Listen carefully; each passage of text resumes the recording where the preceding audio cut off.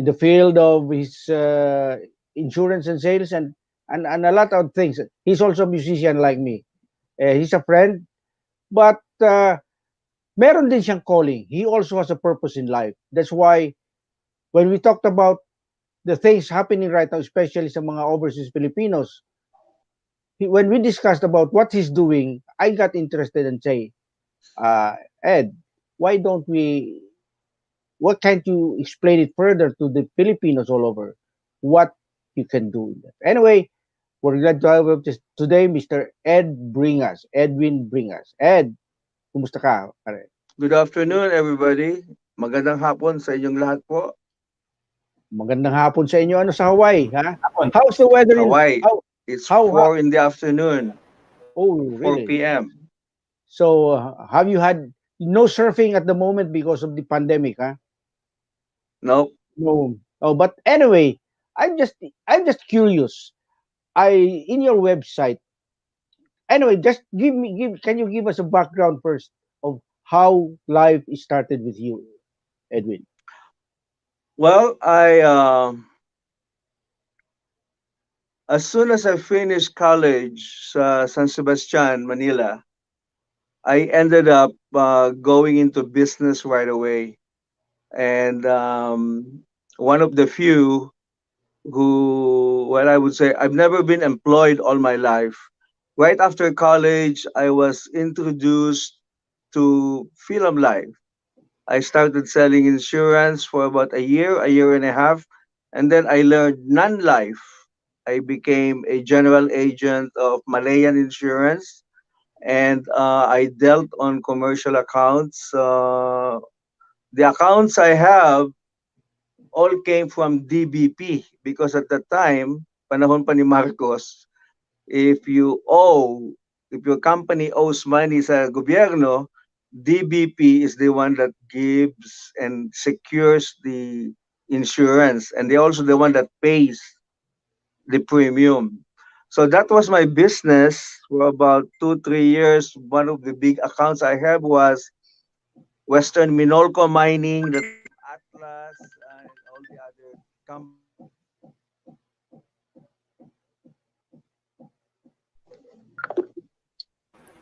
that Naputol ko. Ayun. Okay. sorry, some I have to silence.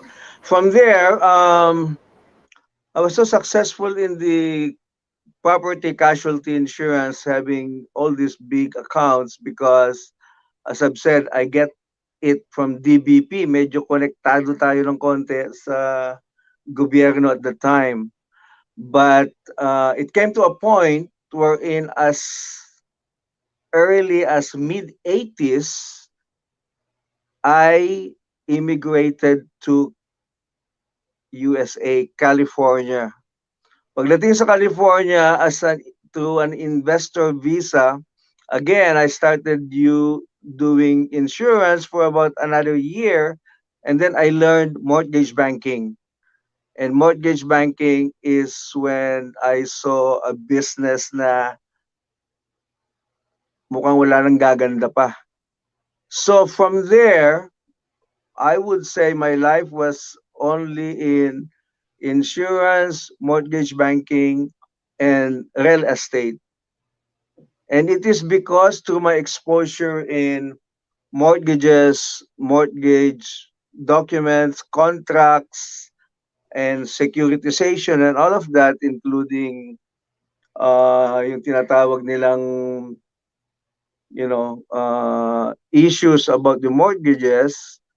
What came with that is also real estate. So if you're involved in mortgage, you also buy and sell real estate.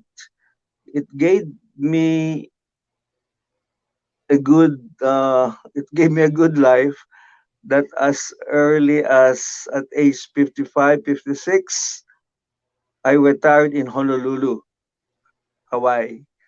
So I spent about what 27 years in California, and then no 17 years in California, and then retired in Honolulu, and I've always been there.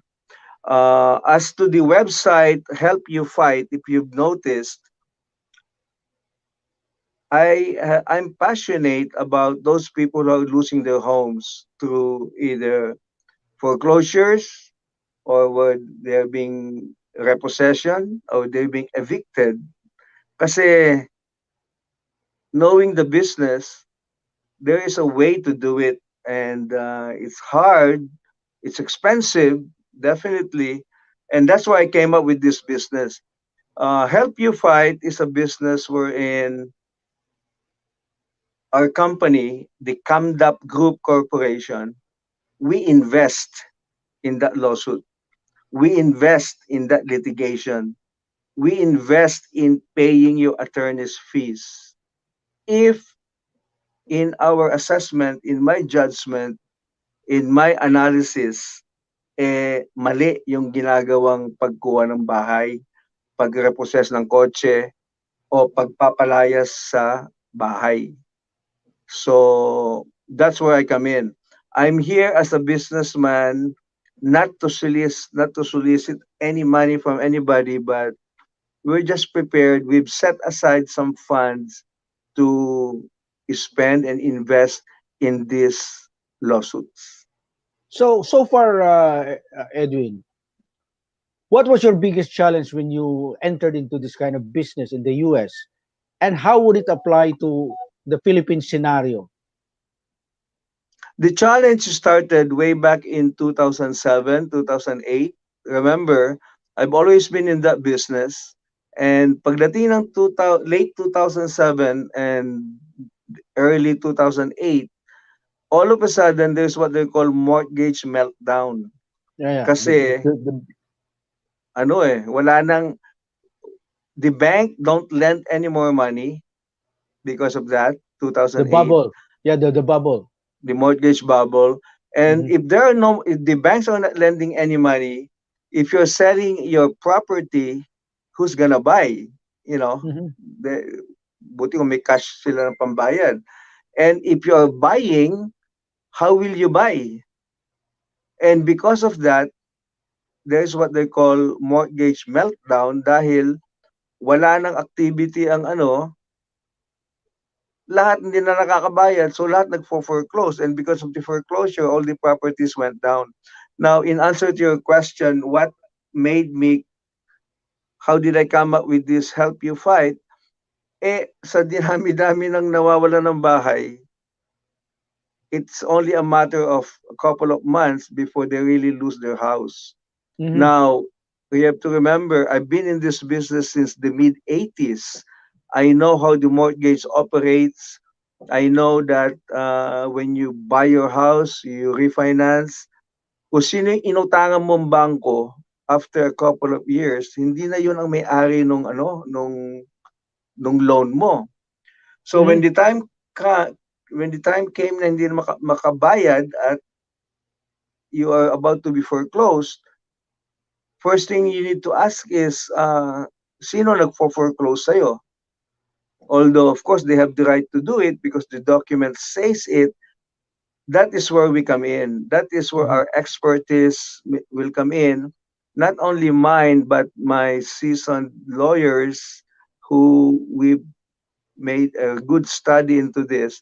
And Mhm. up to this time, if anybody is in foreclosure, either na-foreclosean ka na, dito sa Amerika, kung na-foreclosean ka na, may pag-asa ka pang kunin yung bahay.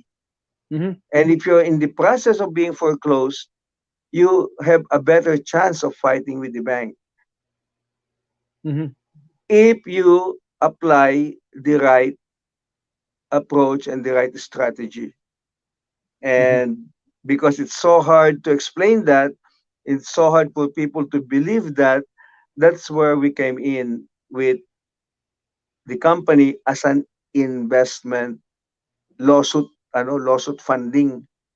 So we Okay. invest in your lawsuit if we think your lawsuit is worth fighting for. And we only get paid if we perform on what we do. So parang contingent yan. But anyway, ano yung biggest I mean a milestone nyo in your business, Ed, is on the American end? because alam mo naman dun sa Amerika, when as you are saying that although you can still have the first option to reacquire your property, but talagang they follow the laws doon. So ano ang naging pinakamatindi mong achievement at this point on that regard, Well, I Edwin? don't know if you can call it achievement, but as I bought and sold properties, I have my own portfolio of properties wherein I can tell you a couple of, let's Yeah. say, three or four properties that the bank had been trying to foreclose, Mhm. not for 2 years, not for 3 years. Since 2008 started, they foreclosed on some of my investment properties, about, I think, about four of them. And it lasted 10 years for them. Kung hindi ko pa ibinigay, hindi ko pa pina-foreclose, hindi pa nila makukuha. That Okay. means you're asking me about the challenges and milestone. I don't know of anybody out there who has a chance to collect rent on these properties na hindi naman sa akin dahil pino-foreclosean nga eh. But Oh. the reason is they cannot foreclose because they are using their foreclosing based on what we thought is not the right. They seem Mm. to be not the right. They're not the bank. They're not the owner of the loan. Mhm. And because Mhm. they're not the owners of the loan, what gave them the right to get the house? So So you're it took talking. them 10 Oo. years. Oo. And all So those times I was collecting rent. so you're talking of these loans na nagkaroon ko ng mga second mortgage, which is common in the US. Not only second mortgage, you're talking about the first mortgages. Kasi masyadong masalimuot yung mortgage dito sa Amerika eh. Hindi Yeah, ito I know. katulad dyan sa Pilipinas na pag pinautangan ka ng BDO, PNB, o kung sinong bangko, the loan is with them. Oo, Ang yeah. utang mo sa bangkong yun lang. Dito, pag bumili ka ng bahay, nag-refinance ka, wala pang 6 months, you'll get a notice saying, this is the last month that you're gonna be paying us. Starting next month, you will be paying this investment group, this bank, this lender. And then, in a span of 4 or 5 years, before you know it, tatlo, apat ang lumipat na ng tatlo, apat na beses yung loan mo. So the issue here is when it's time for you to default, hindi ka na nakabayad, sino nagpo-foreclose sa'yo? Siyempre yung huli. Yung, oh, yeah, yeah, yeah. Yung last catch, kumbaga, kwan. So, but how will it apply to the Philippine scenario, Ed? I mean, we have much, although may mga pagkakaparehas, but as you were saying earlier, that merong mga peculiarities ang American laws or real estate and the Philippines. How would your services be applicable in the Philippine market? Well, in my experience there, aside from the mortgages are being given by the bank, and the bank has loan officers who solicit the loan. And Mm-hmm. then from there, it is in the loan application. It is on the truthfulness of the loan application and the information that's in there. The So fine if prints. somebody is in foreclosure, what my lawyers do is scrutinize that application, and if there's something in there, if there are information there na hindi naman nanggaling sa applicant, kundi, alam mo na, ginawa lang para makalusot, ma-approve, You were then talking that's of the that's fine one prints, ano? issue. We're talking of That's the one fine issue. prints in. We have to question that. Yeah. Another issue is binigyan ka ng loan, and then ang income mo hindi naman ganun, you cannot justify that loan long There's a term. ratio. So you have a loan that is doomed to default. Mm-hmm. Now, when the time comes na hindi ka makabayad, well, sabihin ng bangko, pasensya ka, hindi ka makabayad, itong kontrata eh. But what my lawyers will do, what I'll do, would be, what gave you, what kind of underwriting guideline gave you this interest rate and this loan amount na hindi naman kayang bayaran ng ng applicant. You're only Yeah, after the yeah. the equity on the property. So that's Yeah. just one issue. But the biggest issue that I've noticed there in the Philippines is itong mga subdivision developers, Mhm. the subdivision owners who try to sell a property with the promise na matatapos yung subdivision. And Mm. then hindi naman nila tinatapos. And then nag-default yung yung homeowner. Usually yan, tinatawag nilang developers financing. Mhm. When the owner defaults, they foreclose on the property. Now, the experience I have there is if the developer don't do what they're supposed to do, and if you can pay, all you have to do is nasa batas yan eh. There is a way, there's a notice that you have to send the developer na hindi nila ginawa yung dapat nilang gawin. For the meantime, hindi muna ako magbabayad. Not until you finish what you're supposed to do. And when Mhm. you're done with your contract or your agreement or your obligation to do what you're supposed to do, that's the time I'm gonna pay. Mhm. Bihira nakakaalam nun. And yung mga Have you lawyers naman na nakakaalam nun, Oh. the sad part is, how can the lawyer help those people who are in default? How can the lawyer or lawyers help if you're experiencing that? Wala ka na ng pera eh. Hindi mo na nga mabayaran yung bangko, nag-aaway. Magulo na nga eh. So how do you sustain the lawyer? Okay. That's where I come in. That's where the CAMDAP Group Corporation will come in. We have the funds to bankroll. We have the funds to pay the lawyer to do what needs to be done. As a matter of fact, dito sa Amerika, about 10, 15 years ago, I'm I don't know if I'm one of them, I'm the only one, not being a lawyer. I'm a businessman all my life. Pero lawyers work for me full time. From 9 a.m. to 6 p.m. in the afternoon, they work on the cases that I have. So Mhm. they get a salary, they have a nice office space, they can still do their cases. Pero that seems to be a formula. Kasi kung every case kukuha ko ng abogado, talo. It won't work. It's not physically, economically viable. So Mhm. when I was doing that, my lawyers work for me full time. And Mhm. because of that, hindi maka-match yung lawyer ng bangko because the bank has to retain these lawyers to fight our lawsuits. Mhm. Anyway, yun na nga, ganun ang nun. Okay. So, dito sa Philippines, have you had any particular situation na umabot kayo sa puntong ganyan na Ed? As I've said, the developer, I don't need to name names, but one of Yeah, the no, biggest yeah. developers, they've got so many subdivisions around, and malaki na nga ito, maski na malaking subdivision, maski na malaking developer, there's still cases that they don't complete the development. Kulang ng swimming pool, kulang ng park, hindi maayos yung kalye, kulang ng ganito.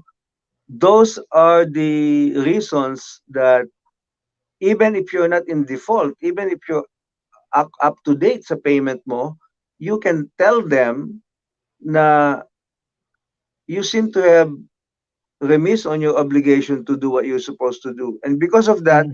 this is my notice to you that I am not going to pay. My monthly payment is starting next month or 2 months Mhm. from now. Mhm. Something along that line. And you don't bluff. Pag ginawa mo yon, dapat kaya mong gawin. And you can only Mhm. do that if you have the proper lawyers advising you to do that. In my case, as I've said, I've proven it. I did no So, payment Ed, for about oh. I got 7, 8 years. And then in the end, and of course we are in court, we are in litigation. In the Okay. end, they gave me a free and clear title of the property. That's why I'm so confident on what I'm doing, both there at saka dito. So So this would aside from also the apply to uh, condominium units. Sa daming condominiums na umuusbong, they sell pre-selling price. They say oh they're yeah. going to finish in 3 years, and then 5 years later, ginagawa pa rin yung building, yung mga ganun. Well, that is sad because on the condominiums, yung mga pre-selling na yan, I don't know why it's happening there. But in America and in other places, you cannot really do a pre-selling. That means the developers, the big time developers continue to collect the money, which is usually 24 months. Ang style is you don't have the down payment. You don't need to come up with down payment now. You can have a house in 2 years. All you have to do is give us post-dated checks, 24 months of post-dated checks in the amount of X amount. And at the end of 24 months, you will now have a down payment. And then, since 2 years had passed and you now have the 20% down payment, it's now time for you to apply for your loan of 80% sa bangko. Mm, Ang problema, and I'm sure you all agree with me, is that there are situations wherein the borrower sooner or later defaults. And if they default after paying 20 months, not a mm, single cent is gonna go back to them. mm, Kukunin lahat yun ng developer.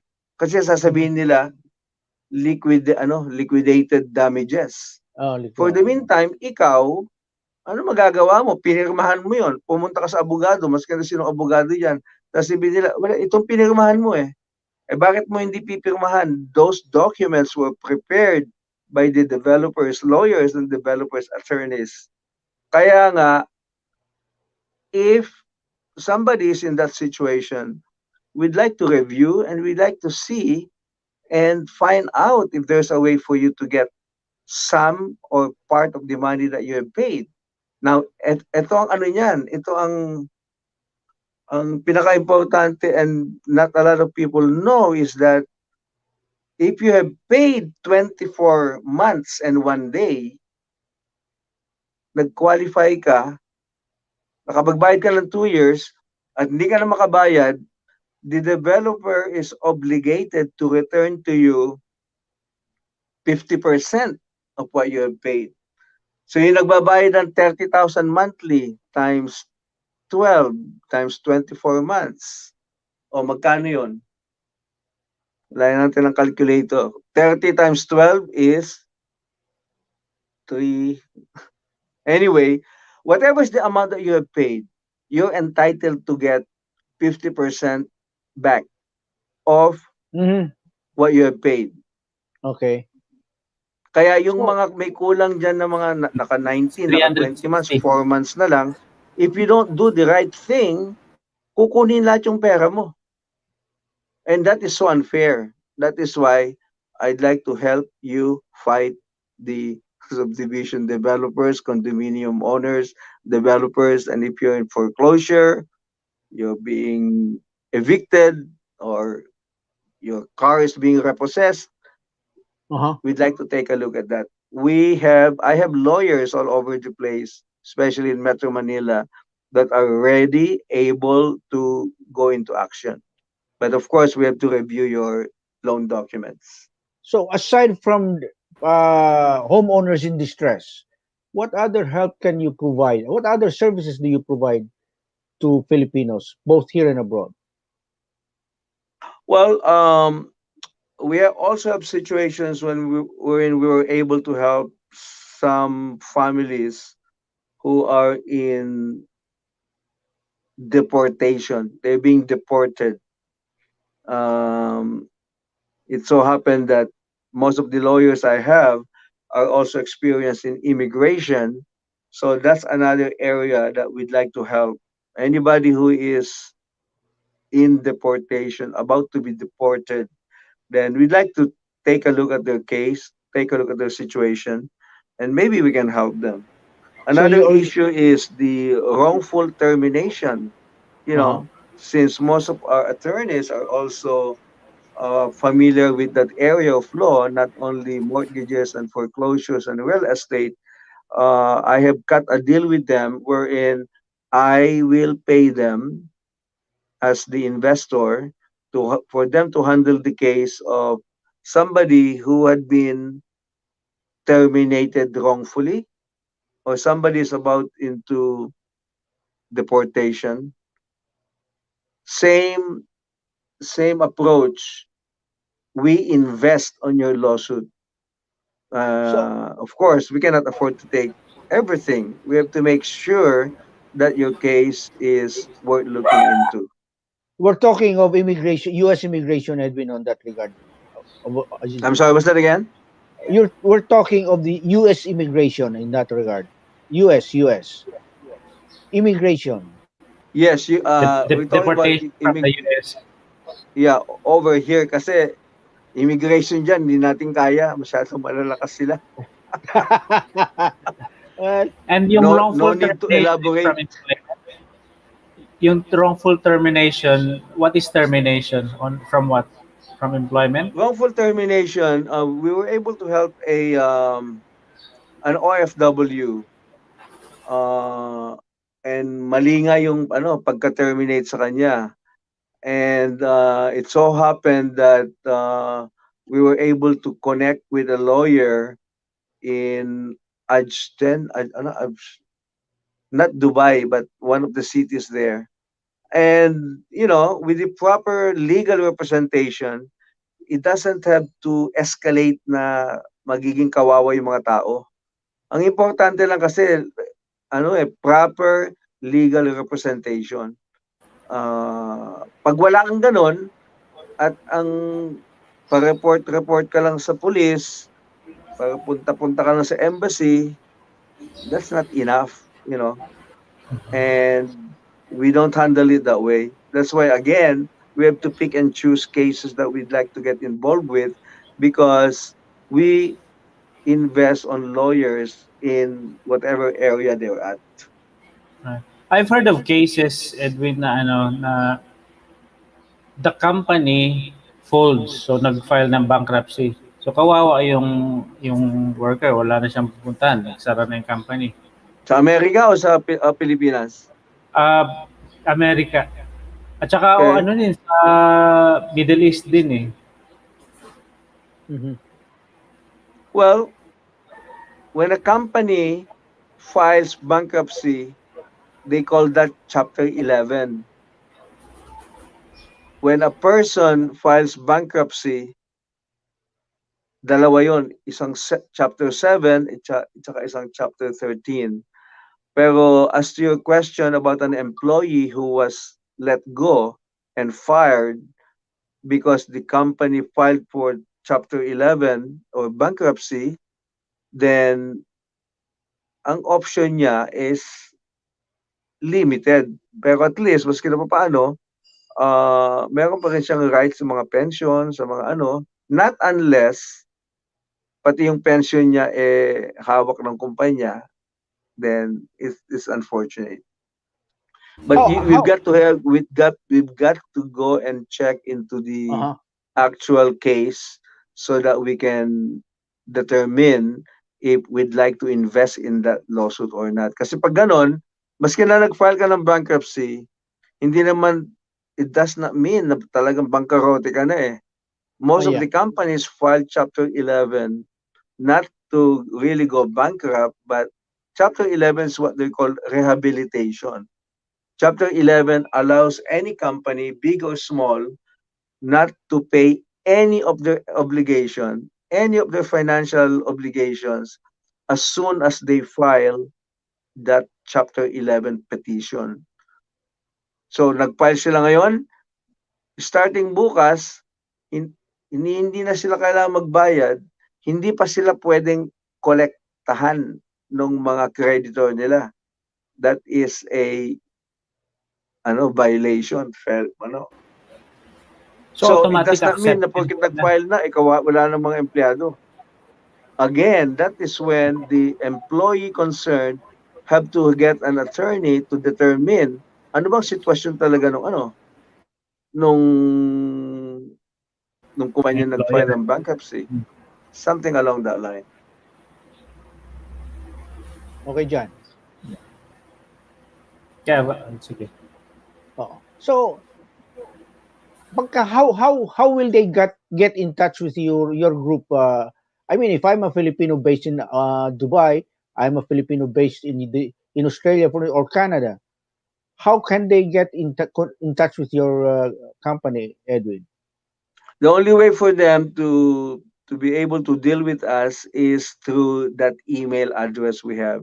We have Okay. inquiry@helpyoufight.com, and Okay. we respond to that within 48 hours, and we can determine already if the issue that they have or the case that they have is worth their time or our time. We So don't so we don't waste any time to delay anything kasi importante yan sa kanila eh. I mean, sa amin oh, naman, kung maganda, then we'll take care of it and we swing into action. Kung hindi naman, then we just have to tell them, and that's basically what happens. so as you At were this saying, point, wala oh, pang say John. transfer Okay, of okay, payment or John. whatever. At this point, yung assessment, gano'n, wala pang babayaran si prospective client mo. Wala. Kasi nga, Wala. anybody who is in foreclosure, anybody who's being repossessed, anybody who's being evicted, kung may pera man yan, talagang sagad na sagad na yan eh. And that is well, I don't know if you call it social responsibility, but business is good. We made good money. We live a nice lifestyle. One way to give back, and it's not that much. Pero yun na nga, in my determination, and I'd like to give back and help. Minsan nadodoble kasi maganda yung kaso eh. Maganda yung kaso and we get a settlement. That's So good karma. it will continue that I eventually in the next maybe 2 or 3 years, this will end up to be a foundation. Right now, it's a for-profit entity because that's basically what it is. We have to make money on what we do. But in about a year or two, this will be converted to a foundation. Ano man ang perang kinita, eh, non-profit na. And by that time, So talagang so retired na ako, sila na lang. so how did you get into this calling, Edwin? If you call it a calling on your life, how did you get involved? Where Well, how did it all as I start? mentioned earlier, my business was starting in insurance, and then I learned mortgage banking, and of course, what goes with that is real estate. So Mm, I am the guy who refinances your house. mm, mm, I am the guy who will sell. If you're buying a house, we provide the loans. mhm, So knowing the guidelines, knowing the rules, knowing the underwriting guidelines of any loan, I have an idea na paano na-aprubahan ng loan. mhm, And vice versa, I also have an idea on how the bank, the lenders, the financing companies abuse their mhm, right on the agreement or in the contract. They abuse it by foreclosing either too early, mhm, foreclosing without the right documentation, or just plainly foreclosing kasi napakaganda ng property. mm, And you're asking me what led me into Help You Fight. yun. Yes. I know how to defend these people, defend in such a way na I use my money to pay attorneys who, as I've said earlier, the attorneys were my employees. Mm-hmm. But right now, they're not my employees. We have a different way of, different approach this time. But the bottom line is, if anybody is in foreclosure, repossession, or being evicted, there are ways to avoid that. Ang problema, nag-abogado ka, yung abogado, lalaban doon sa kabila. At yung doon sa kabila naman, para silang na-insulto, lalaban din sa abogado mo. Until you end up losing your money at ikaw lang ang niluto ng dalawang abogado. We do At it di matambalan. differently. We do it differently. We tell them, we are not a law firm. We are an investors group.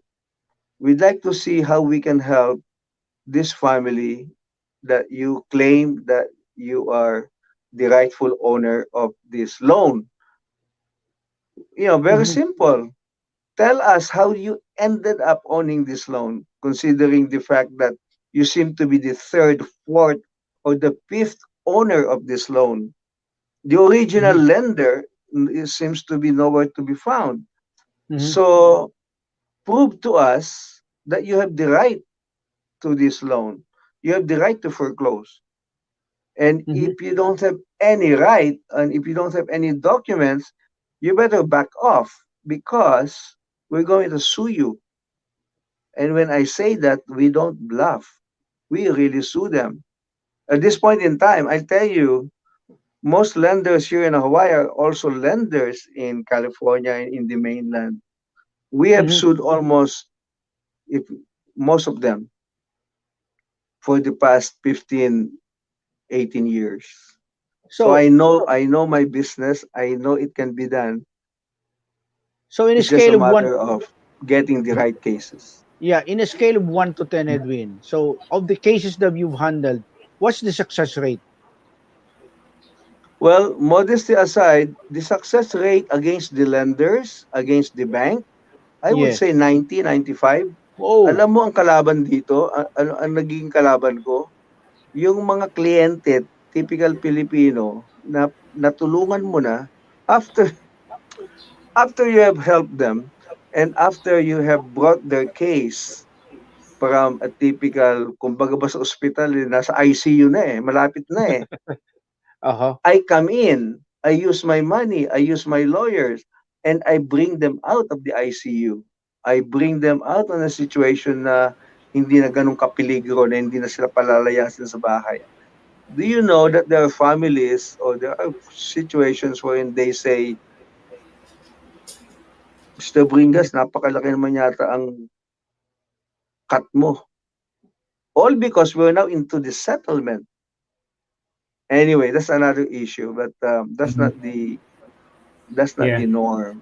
Those are isolated cases, but there are cases na natulungan mo na yung tao, aabusuhin ka pa. Yeah, yeah. Ah, have you had any cases where ano yung sa scenario ng family usually yung sa away-away sa inheritance, aagawan ng isang sibling yung kabilang sibling, That's, nag-away-away. in a way, Joe, I know where you're coming from.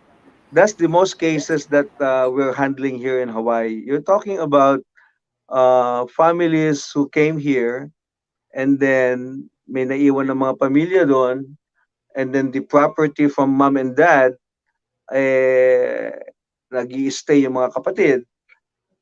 Well, okay lang kung walang value yung property. But what we've noticed is that what used to be properties na walang value, walang halaga, iba na.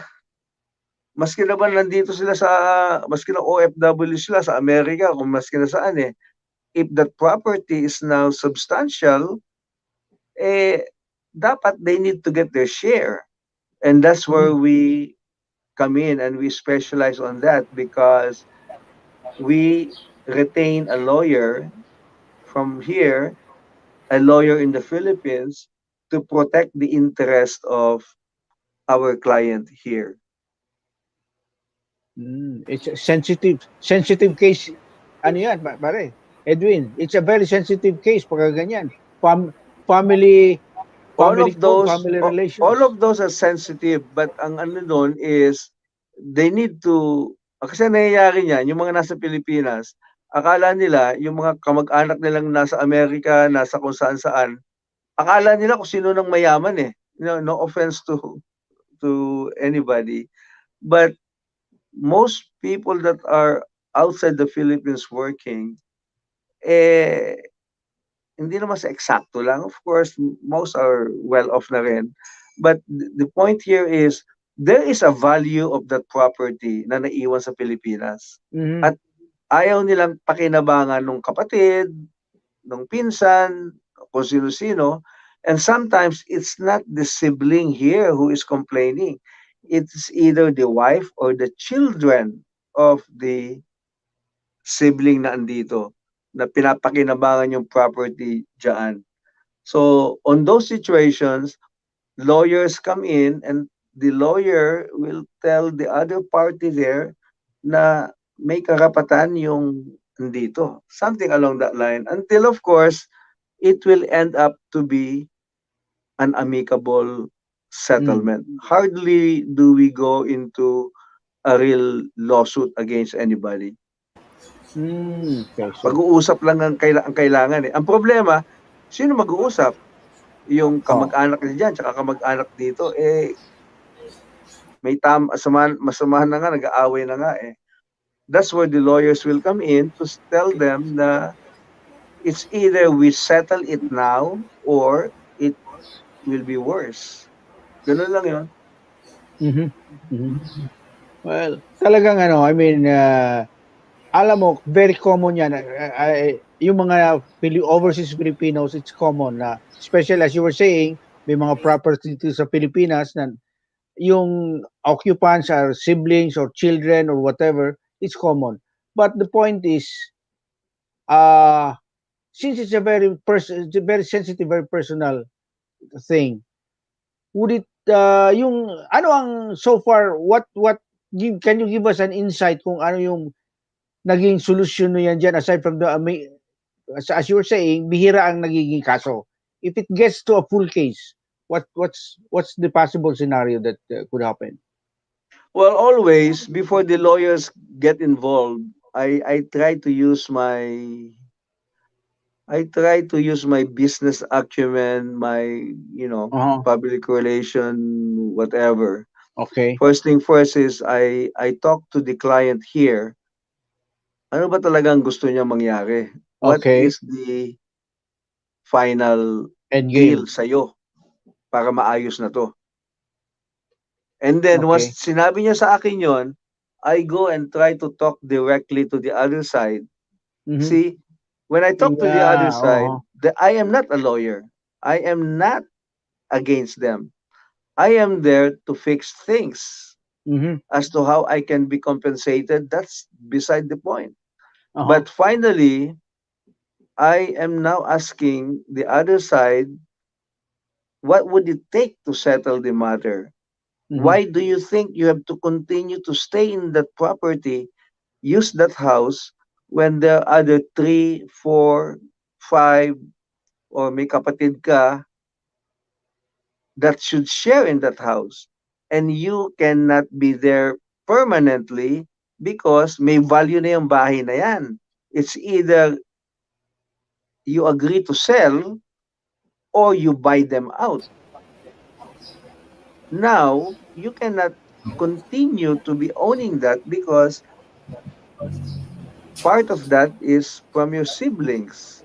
And where I come in is to talk to them nicely na anong Edwin, kailangan para maayos. Edwin, what is your most memorable experience sa mga natulungan mo?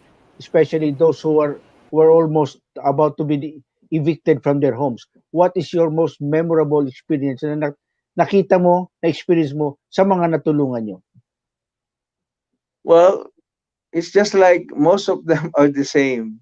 They come to me, I meet them in my office, in my conference room, and then I call the lawyer, and the lawyer will listen to what they're saying. and talagang ano, talagang paalis na nga. Mhm. They're about to be evicted talaga.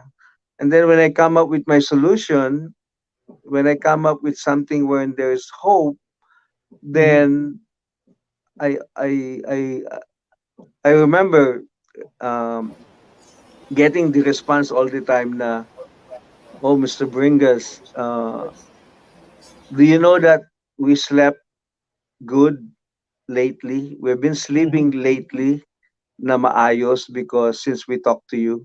Kasi wala nang ano eh, wala nang fear ng foreclosure dahil may abogado na sila eh, na Yeah, yeah. inassign ko.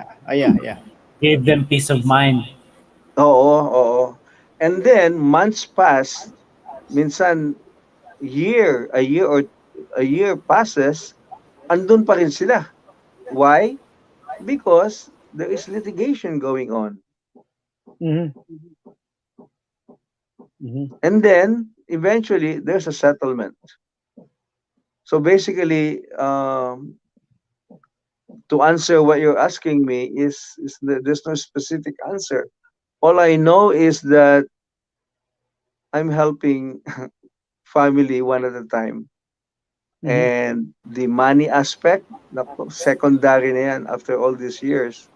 Why should I complain? I live a good life. I'm here in Hawaii. I got properties there. I get properties. You know what I mean? Yeah, yeah, yeah. Oh, yes, So, I have also a pension. well, and of course, don't forget the music, the jammings. Anyway, so how do you relate these things? That's what that you're doing now to your growing up years in the Philippines. You started your you grew up in Abra. I understand. How do you relate No, it to I'm your yeah, family? I grew up in Manila. Went to high school in Trinity College of Quezon City.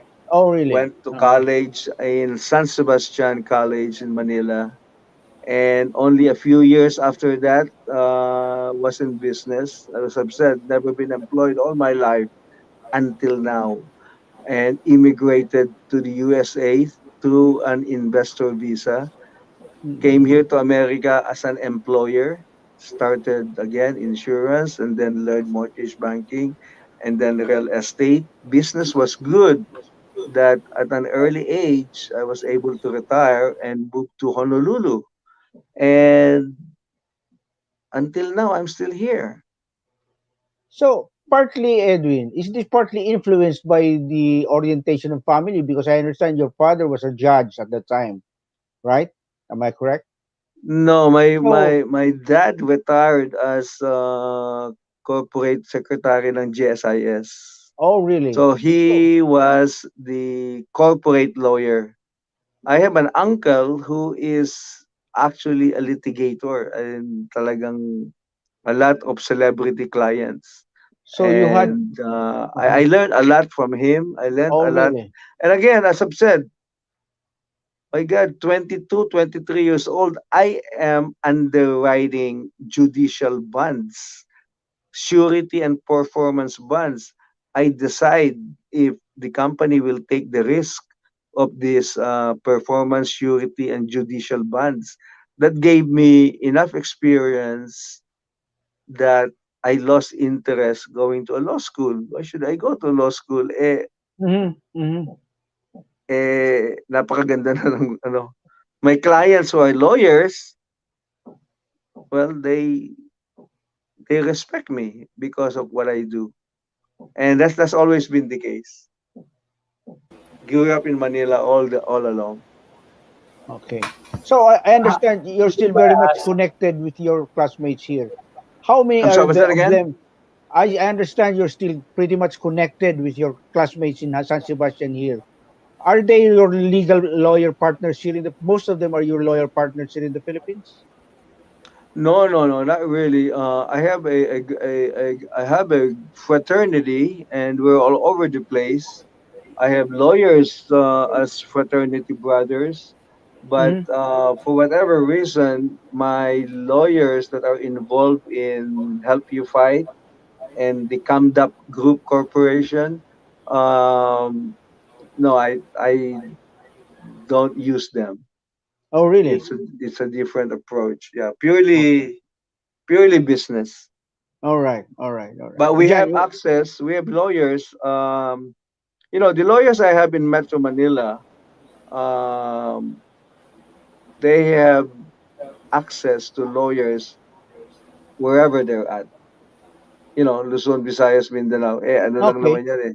Everything is digital now, so there's no issue.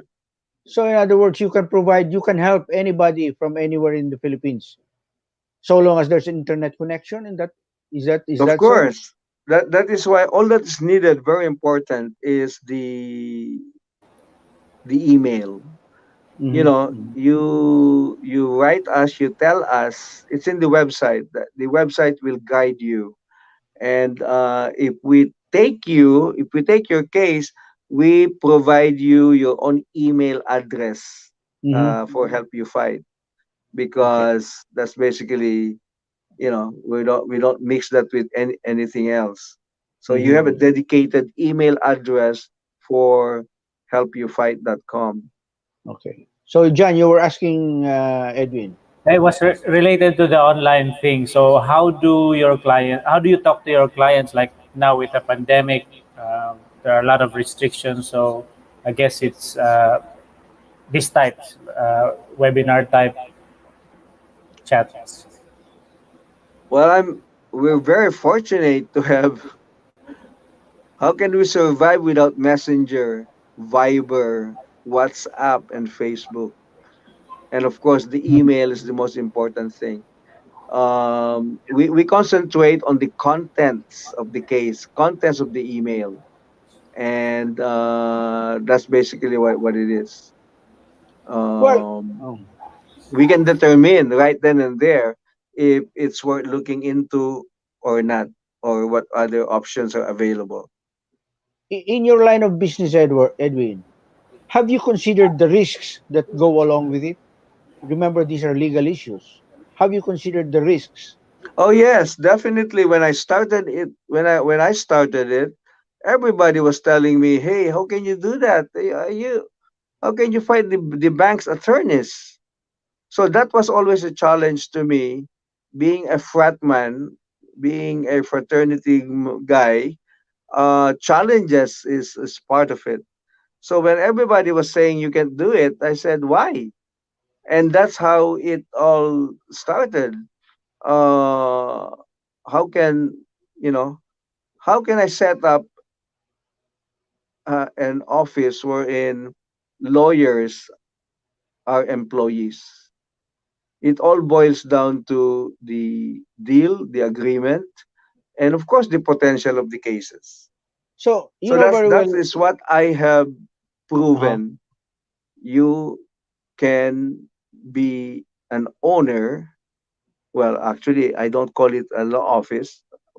There's no problem employing an attorney to do what you want to do. Siyempre, bottom line, importante, you've got to have the funds.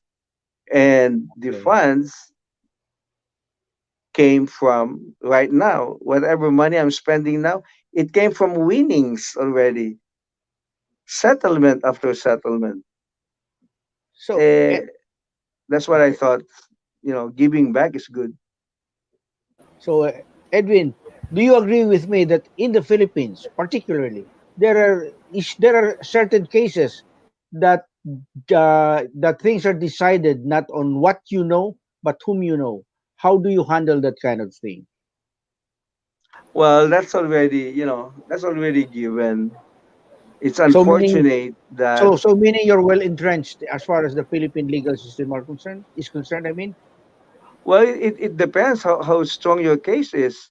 If your case is yeah, yeah. strong, like the case that I won, the case that I prevailed on, Oh, they have the biggest law firms oh, up really? against me. But I was not distracted. I was not, you know, how would I put it? I was not bothered, Hmm. because I know that I am correct. I know that I am right. And that's what kept me going on until After about 8 years, the developer and their lawyers saw that I'm not giving up. And then Mm-hmm. they came up with a settlement too good to be true. And if given the chance, you know, I was given a title that is free and clear. That is despite not paying for 8 years. Mm-hmm. Who would do that? The one who will do that will be any subdivision developer out there, any company out there who wrongly did this to people. But without the proper approach and without the proper litigation expertise and money to pay these attorneys, nothing, it will just fade away. But Okay. help you fight doesn't get intimidated. Once we get a case, we finish it. And I know that we can finish it. I Okay. know that we can get a amicable settlement. Because not Do you getting a think? settlement, continued fighting by them against us, it will only cost them money. Right.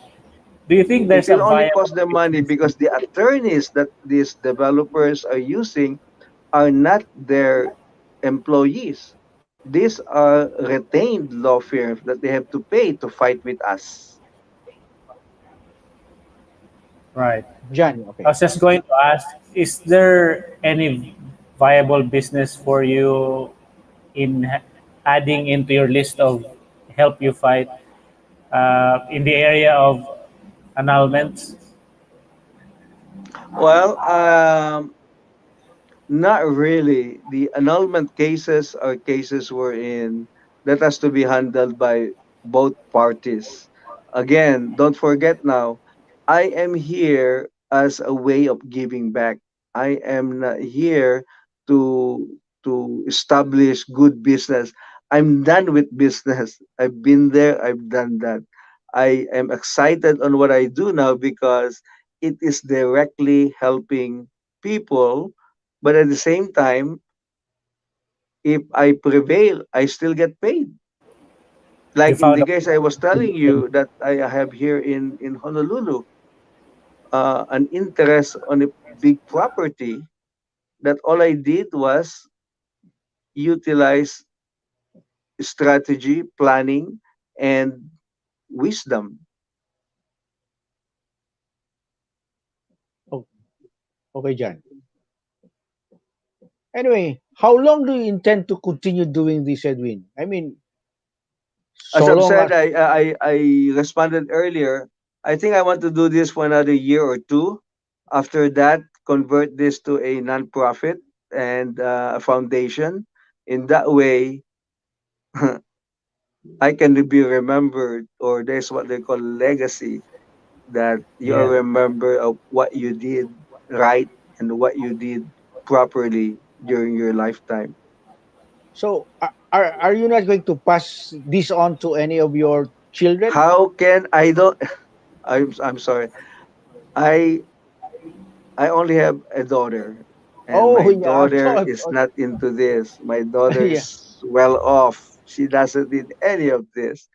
I have Well, properties there I. in the Philippines and Manila, and Oh, nobody's yeah. interested. So all of those will be the beneficiary of this foundation when it's time for me to go. So how can we be part of that foundation? And anyway, As we Edwin. go along, Anyway, Edwin, what do you really have a dream in life? How do you envision life? Because it's like you're living life for a reason. Whatever is what dreams do you have in life, Edwin? sometimes I wonder why is it that others are struggling? Why is it that others don't have the kind of lifestyle that you and I have? And I always end up to be thinking that, oh, what a blessing. Mm, You know, I could be on the other side, and yet I'm mm, not. I I really haven't experienced anything that would, you know, that we see some people are experiencing now. And I guess it's because of that It's because of that that I have to give back. I have So, to share whatever blessing, whatever talent God has given me. It Edwin, is it is sad that we keep it to ourselves. Edwin, do you believe in destiny? And what's happening to your life right now is your destiny designed by God? Of course, I believe in the sovereignty of God. I believe Oh, on predestination. okay. I believe on basically what the Bible says. So whatever decisions that you make, is it guided? Most of these are providential, or are guided by the rules of. I mean, the rules of the heaven, I should say. I don't know how to respond into that. All I know is Got I do, we do good, we do what is right, yes. and it always comes back good. Mm. You know, Have but you had bottom a line, I have this saying that I will live this day as if this is my last. And with that, I don't know, it makes me feel good. Also, if you have money and you don't spend it, it's not yours. Mhm. I'm just so So whatever money you have, spend it, experience it. Anyway, guys, I am so thankful for giving me the chance to be guesting in your program. I want to thank both of you, and we'll be waiting for any email inquiry sure, sure, at sure. inquiry So at helpyoufight.com, w- would and we'll you respond accordingly. would you be open to like some sort of partnership agreements with some other business groups on that regard? I mean, especially on the real estate thing. Would be receptive? Would your company would your help you fight it be receptive Well, that will to all such depend if they have the same wavelength as I have, because mm, my focus here is helping primarily, and secondary is the monetary. And mm, it's just unfortunate that most people, I've been there, I know that um, the primary thing is the money aspect, and I'm just being past that at this time of my life. so and But of John course, and I'm open. Anything is worth looking into. And yes, if yes, it of course. turns out that we have the same goal, the same look at life, why not? Definitely. Mm. Oh, John, do you have any more thing to ask Edwin? I think what you're doing is great, and you will. There's a lot of prospects that suffering families, individuals that are shouting but don't know who to go to, where to shout, all those things. And Well, this is a great avenue. let me point out something before I leave here.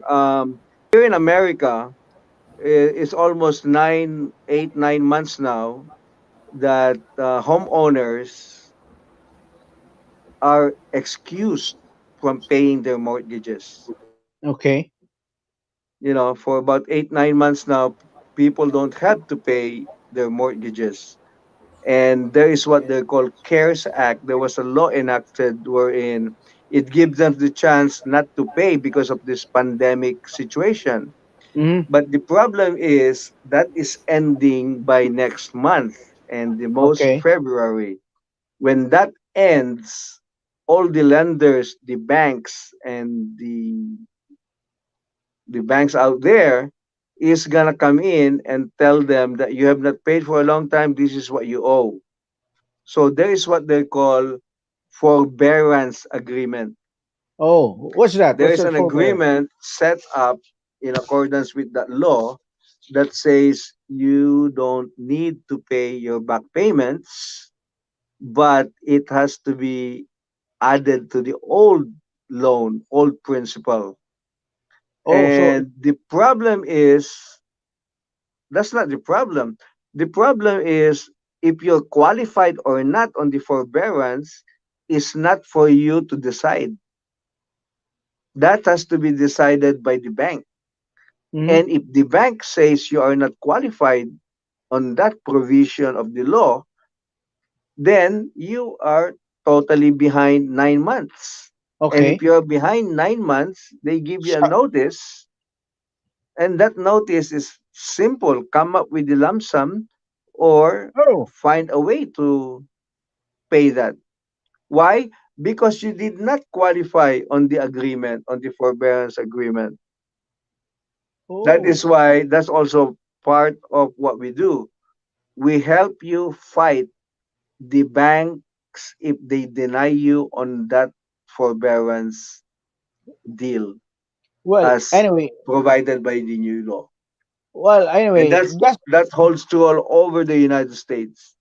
just for clarification, that forbearance thing, it's first time I heard of it. No, do we have that kind of provision also here in the Philippines? Because I know a lot of homeowners right now are also having problems with their mortgages because of deprived income. So, do we have also that kind of provision in the under Philippine laws? If you're familiar with it, Edwin. I don't know if that is in place in the Philippines, but if we're gonna get involved, we're going to invoke that reason, like if you're like if you're losing your home and you're not gonna we can pay the mortgage, you come to us and we put together a letter. We put together a strong letter that tells them that they should not even foreclose, but you know they're gonna give you a chance, and we tell them we tell them the terms and conditions, not the other way around. Because So, kung hihina-hina ka, kung ano sabihin ng bangko, yun ang sundin mo. Pag so hindi mo sinunod, you'll be di, foreclosed. dito I know Edwin ginagawa niya, they restructure the loan. But if what you were saying kanina na the forbearance, it's the bank that decides whether you can qualify or not. In other words, wala ka eh. I mean, if you are now in default for so many months because of the pandemic, and you really don't have the means to pay the accumulated Well, mortgages. that is what you're saying. But if I am on the side of the bank, if I'm the bank and I find out the information that you didn't really lose a lot of money, that as a businessman you continued making income as a businessman or as an employee, you're not affected. You continue to get your income. Those are the isolated cases. Of course, it's Mhm. not for everybody, but that's something that's worth looking into. That if not properly addressed, then that might be an issue for a lot of people. Alam mo, the pandemic did it all. Marami talaga. I mean, kaya nga sinasabi ko, there are those who prefer to keep silent on their issues, the problems with their mortgages right now, for whatever reason. But when it comes to reality, reality will really catch up. That each alone, it has to be paid. The mortgage has to be paid. So, granting that you have been successful on that and in the U.S. on your some of your cases, that would interest a lot of Filipinos here who are having home Filipinos in distress with their loans. I can only see that. So anyway, Edwin, do you still have anything more to explain about your help you fight? How you can help Filipinos in distress, not only in the Philippines but all over. By the I way, think we have addressed most of it. So if there's any concern, any issue, any doubt, or anything in their mind, just shoot us an email, inquiry@helpyoufight.com, and try to be specific on your issue so that we can address them. We're so busy, and you're also busy.